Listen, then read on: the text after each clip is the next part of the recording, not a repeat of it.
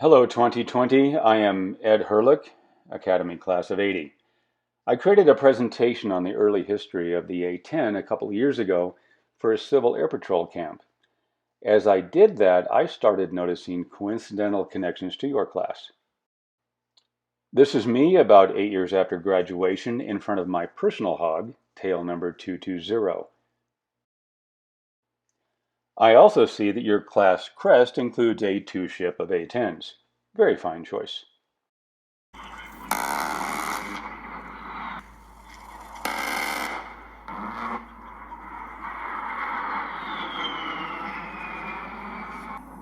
I suggest you are also connected to the hog because you are both very resilient by design. I'll touch on these topics to prove that to you. Any discussion of the WartHog has to begin with why build this thing in the first place. Specialized close air support goes all the way back into World War I with strafing aircraft that carried a lot of machine guns and armor. World War II saw several very specialized designs. This one, the Stuka, was operated by the Luftwaffe in a system that included early forward air controllers on the ground. The Russians built a similar aircraft, the Sturmovik, that looks a whole lot like a Stuka because they operated in the same place for the same reasons. Like its Luftwaffe counterpart, the Sturmovik was a very accurate dive bomber and had huge forward-firing cannons. The Allies really didn't learn enough from that lesson of being on the receiving end. So through World War II and Korea, they operated piston engine fighters like the F-51 in close air support roles. The Vietnam War saw a huge demand for effective close air support that our Air Force simply could not deliver. We exclusively emphasized nuclear war, nuclear bombers, and the high-fast interceptors designed to stop nuclear bombers. So the best plane in Vietnam was actually a converted Navy passenger plane called the A-1 Skyraider. By the mid-1960s, the Army had quite literally had it with us and decided to do close air support themselves. They created this hugely complex, hugely expensive, and likely very effective thing called the Cheyenne. I call it a thing because it was part helicopter, part pusher airplane, and part autogyro. For comparison, there it is with a Cobra on the bottom, an Apache in the middle, and the even larger Cheyenne on top.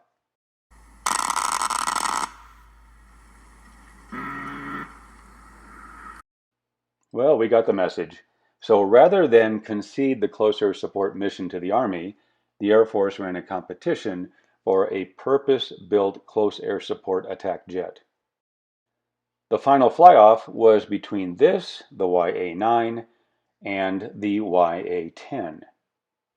They were both designed around the same 30mm Gatling gun, had to be tough, survivable, and cheap. Significantly, and not surprisingly, they were designed for the last war. They were designed for a low-threat insurgency fight like Vietnam. Hang on to that thought. It will become important when you see how it was going to operate during World War III in Central Europe. Now we get to my favorite part and maybe the least well-known piece. Why is the hog so but ugly? I mean, let's get real here. She has a face that only a mother could love. A mother whose kid was in combat. That mother. Yeah, someday, maybe even your mother. The Hog's designers were not constrained by any of the issues that made basically the other fighters of the era look very similar to each other. All of these jets look kind of the same. They've got a nice point on the front, they've got swept wings, swept tails. They look fast because they are. The Hog was designed for an entirely different environment and mission, one for which those pointy nose fighters are absolutely unsuited. Close air support requires staying very near the troops. It's best to never, ever lose sight. In this case, that means that the Hog had to turn really, really well, so it ended up with a big, fat, low-speed, actually 1930s wing. That stay with the troops requirement also means great visibility. So the Hog has a bubble canopy, although, as we'll see a little bit later, Armor requires some structure directly in front of the pilot, and a short, stubby nose that you really can't see from the inside. When you combine those features with a cockpit pushed all the way forward on the jet, you actually have to turn your head just to see the wings. You've got great visibility. Here's how those features of maneuverability and visibility came together preparing for World War III in Central Europe. Rather than diving down from middle altitudes the way the Stuka and Sturmovik did, the Hogs were forced down really, really low. Now, this is a bit too low. That pilot is showing off. But he's really only about 2 wingspans lower than we plan to fight. It's time for some antique gun camera film. So this is an old school head-up display. You can see nautical miles per hour there on the left, altitude in hundreds of feet above mean sea level there on the right. But for this attack, concentrate on that gun cross there in the circle toward the top center. You'll hear an exchange between my formation, my flight leader and me, and the forward air controller on the ground. The serious Warsaw-packed air defenses forced us behind the hills, and sometimes the weather did too. Got several movers on the road, 1 tank, 500 meters east of reviewing stand. Tank is approaching trees at this time. That's it, Chuck. Off your nose, half-mile 1.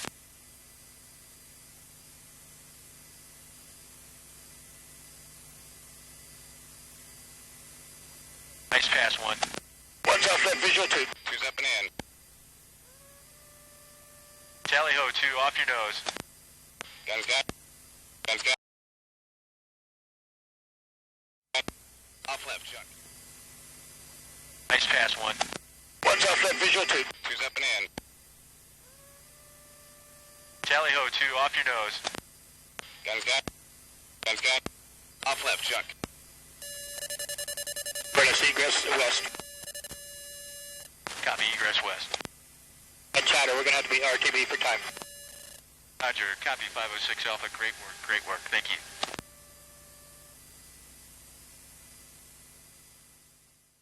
The Hog is also so ugly because it did not start out as an airplane. It actually started out as a massive cannon. That thing is 19 feet long and weighs about 4,000 pounds loaded. It's loaded with these 30mm high-velocity cannon shells. And no, the Hog does not carry silver bullets. It's just that the only whole one I have happens to be a chromed trophy. Anyway, the bullet is not quite 12 inches long, and it shoots that projectile there you see in the center. You can tell that that one has been through the gun because the rifling band, that plastic in the middle, has gone through the barrel. That tiny looking thing there on the far right is actually a .50 caliber bullet. Keep in mind that that bullet shot down thousands of aircraft in World War II. The Hog fires 65 of those bullets every second, and they come in 3 flavors. There's a depleted uranium dart designed to penetrate armor. There is a time delay high explosive round that blows up inside the target, and then you have these practice rounds. Let's take a look at some film to show you how that all works. For this video, I slaved my Mavericks infrared camera to the gun's impact point. That was not normal, but it worked in this case. In this version of infrared, white means hot. Got that one there, Alpha Bravo, come on. For Charlie Hill.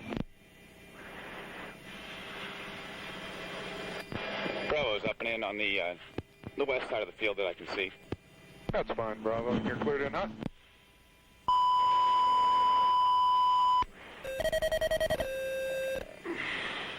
Direct it there, Bravo. Good job.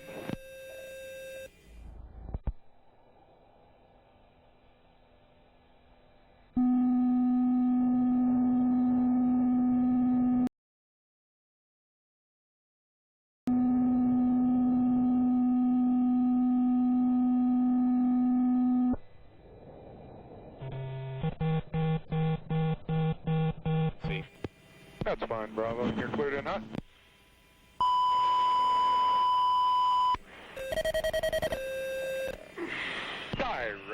there, Bravo. Good job. Anybody who flies close air support is going to get hit. Simple fact of life. The Hog's designers, therefore, included titanium armor around the single-point failures. That spot on the tail, for example, is where the flight controls necessarily come together, so they're protected by titanium. Taking out the pilot would obviously kill the jet, so she's protected by armor that is sometimes called the bathtub. This is not traditional bolt-on armor plate. This is the Hog structure that's actually made from titanium. That's not it for armor. The canopy is actually bulletproof against any heavy machine gun found on the battlefield. That structure directly in front of the pilot is there to hold up an 80-pound piece of layered bulletproof glass. That glass can... I can't talk about that. Let's just say that in a dogfight, I was perfectly happy to go head-on against any cannon in the sky. The Hog's flight controls are so redundant that you can take out both hydraulic systems and the jet will still fly away. You can also carve 8 feet off of either wing and the tail on that side and kill the engine on that side, and the jet will still fly. Anti-aircraft missiles don't actually want to impact their target and just blow it to smithereens. That's not how they work. Almost all of them are designed with proximity fuses, which means they want to get close to their target and detonate to spray perhaps 500 very hot, very fast pellets through the target, cut the fuel lines near the engines, and burn it down. Knowing that, the Hog's designers separated the fuel there around the wings and fuselage from the externally mounted engines. Speaking of those engines, you obviously know that the Hog does not sound like the pointy-nosed jets. That's because it was designed with very early, high-bypass turbofan engines that get about 80% of their thrust from those big fan blades in front. That means they sound a whole lot more like transport or airliner engines, which are built the same way, than they do the low-bypass turbofans in the faster jets. The Hog is also required to fly from pretty much anywhere, including dirt, and can be launched by the pilot alone. The Operate Anywhere requirement is why the thing has big, fat, low-pressure tires.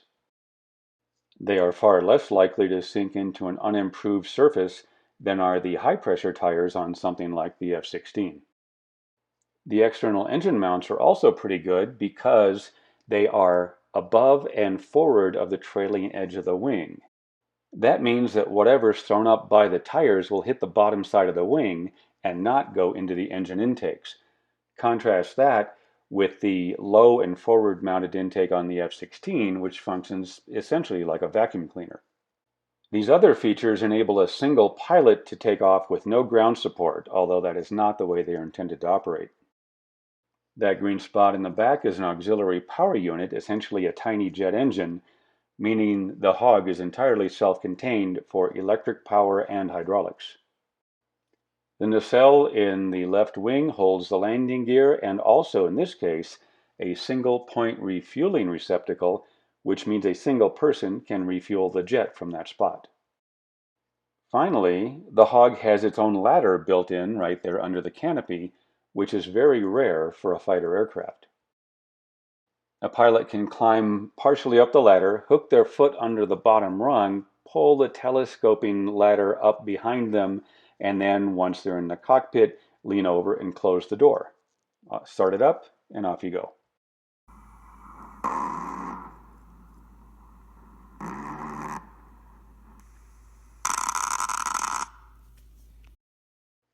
So that explains how this beauty turned out to be just so butt ugly. But how did all that come together for real? I'm afraid this part of the Hog's history includes some significant leadership failures. Remember that the Hog's early history was actually preparing for a high-threat war rather than the low-threat war that it was designed for. You new lieutenants need to learn a couple lessons here. One is that we have a really bad and consistent habit of designing for the last fight. Another bad habit, a leadership failure I suggest, is assuming that we, the leaders, whoever we are, always know everything, and we're always right. That failure manifests in the dark green and gray camouflage you see here, called European 1. In the 1970s, as today, the Air Force was run by fighter pilots. They looked down on A-10s and so assumed and dictated that the A-10 would look like those trees. Here it is on a hog in Europe against a European forest background. I have to admit, against a hazy European forest, the A-10 was just flat invisible. The problem is that the threat to the hog and to any close air support airplane is not another fighter. I was perfectly comfortable dealing with them, as you'll see in a couple of minutes. The threat are the optically aimed air defenses which look up at the A-10 even if you're flying as low as you possibly can. This magazine photo from the early 1980s proves that the A-10 was essentially a black silhouette. It could quite literally be seen from 10 miles away. Looking like a flying pine tree in the desert during Desert Storm meant that the Iraqi air defenses just ate us alive. Every hit against an A-10 came from a weapon that was optically aimed, even if it was guided by something else like infrared. Knowing that obvious vulnerability, we in the hog community tried to change our paint scheme 2 years before Desert Storm. Keith Ferris, a very skilled aviation artist, designed camouflage as well, and here it is mapped out on an A-10. It turns out the corporate Air Force had lost a lawsuit against that designer, and they told us, no, shut up, go away, and never mention it again. In context, it appeared the corporate Air Force was embarrassed, their pride was hurt. So, after those losses in Desert Storm, we switched to the gray paint scheme, the original that you see today, which is much better, but not nearly as good as it could be. This lesson from the hog's early history should be obvious. As a leader, never let your pride harm your mission or your people. Another lesson learned while we're on the topic is that leaders too often presume that what they know is the way things should be. Fighter pilots know fighters, which are quite different from attack, like the A-10. The 3-star Air Force general in charge of the air war in Desert Shield before Desert Storm actually took the A-10s out of the plan and didn't want any of them. The Army 4-star in charge of the entire operation forced the hogs back into the lineup. 3 days into Desert Storm, that Air Force 3-star is quoted as saying that he takes back everything bad he said about the A-10 because they were saving his butt. The lesson? Don't be that guy who thinks that because you hold a hammer, the entire world looks like a nail. So the WartHog was unproven and disfavored at the end of the Cold War. Then Desert Storm happened, and a couple of realities came to light real quick. One is that this beast is obviously effective. I would expect a 2-ship of hogs to do this kind of damage in maybe 3 minutes. The hog's resilient design was also proved immediately. It really, really worked. My buddy PJ took an SA-16 shoulder-fired missile into the right wing. It broke the front wing spar, cracked the center wing spar, and the wing was kind of flapping on the third wing spar. Most jets only have one. That detonation essentially blew big chunks of the wing through the engine on that side and killed that engine. PJ says the jet rolled over on its back and headed for the dirt. As he reached for the ejection handles, the jet spit out the debris, relit that engine, and rolled herself back upright. She got him back to base, as you can see here, and he flew this jet back to South Carolina. Killer Chick, one of your leaders, took this hit in the tail over Baghdad about 14 years later. This image shows both how that fragmentation warhead works and also demonstrates the fact that the titanium around the flight controls back here saved her. The missile took out both hydraulic systems but did not kill the jet. She flew it home.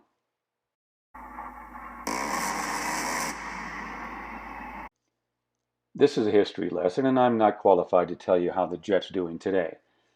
Let's say that it has become the most feared jet in the low-threat wars over Iraq, Afghanistan, and Syria. It is also doing better with its original old is now new again camouflage, although again, this could still be better. Another serious improvement from the bad old days, if you will, is that we now have all of our talent driving hogs. That is a great thing. Believe it or not, the A-10's early history also includes a proposed civilian version. In the drawdown after the Cold War and immediately after Desert Storm, the Air Force retired several hundred A-10s. The air tanker operators in the U.S. Forest Service and the California Department of Forestry correctly concluded that the A-10 would make a great air tanker. They came up with these designs which frankly would not have worked for various reasons that are too complicated for this lesson. A few hog drivers saw this going on and came up with this design.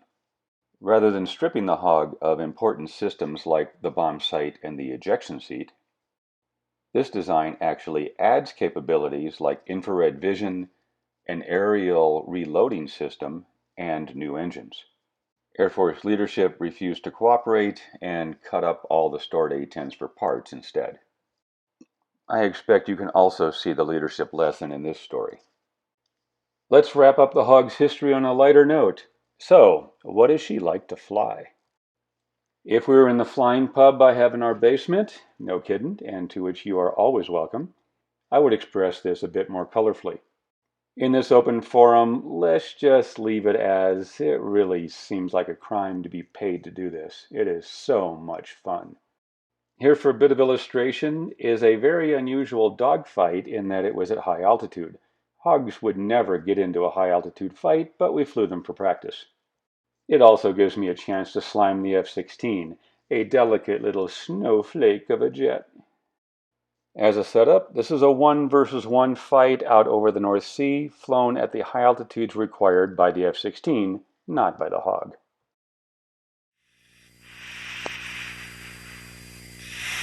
Any blue forward so you can escape the quest.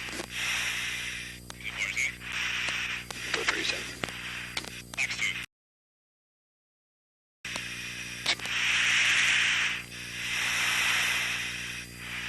Blue 4, tracking. Tracking.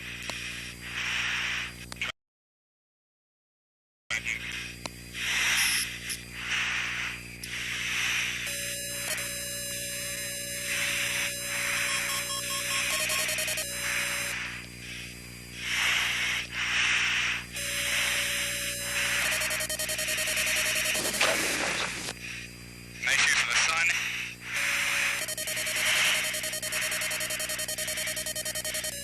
Snapshot.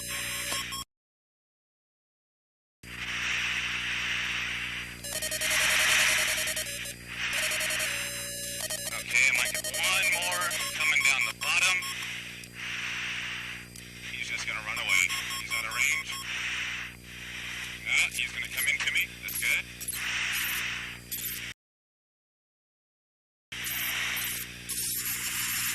Blue 4, tracking. Tracking.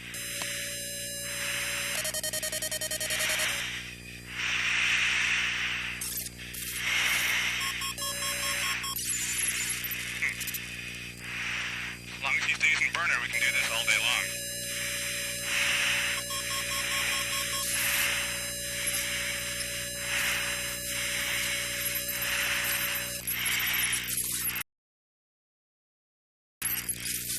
Blue 4, tracking. Tracking.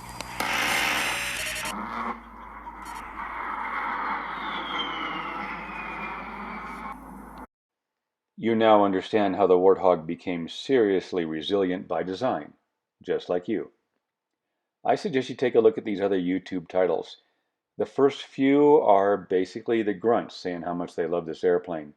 The last titles are all about how tough it really is. My last piece of advice is to fly safe, but not too safe. I suppose I should also add that if you're going to be so ugly, you should at least have a really big cannon.